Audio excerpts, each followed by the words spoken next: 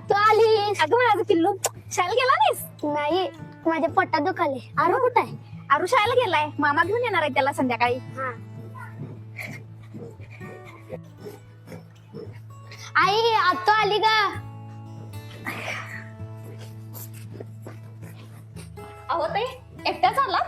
होय हो वहिनी, आरू शाळेला गेलाय ना, त्यामुळे आरूचे बाबा त्याला संध्याकाळी घेऊन येतो म्हणलं. ताई तुम्ही बसा, मी मस्तपैकी तुम्हाला चहा करून आणते.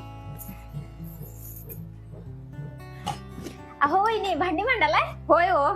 बर तुम्ही भांडी मांडा, तोपर्यंत मी लोटून काढून घेते. अहो ताई नको, तुम्ही 4 दिवस विश्रांतीसाठी आलाय ना, करते मी सगळं. अहो वहिनी बैला कुठल्या आल्या विश्रांती? तुमचं लग्न व्हायच्या अगोदर या घरची सगळी कामे मीच तर करायचे. आणि बाई आणि घरची कामे याशिवाय बाई अपूर्णच आहे हो. चला आवरूया.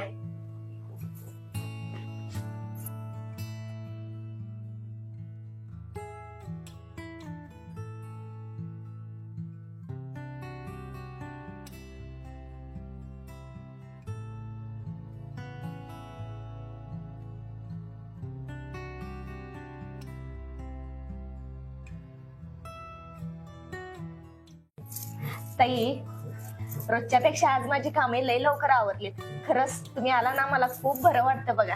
अगदी बहिणीसारखं वाटतंय.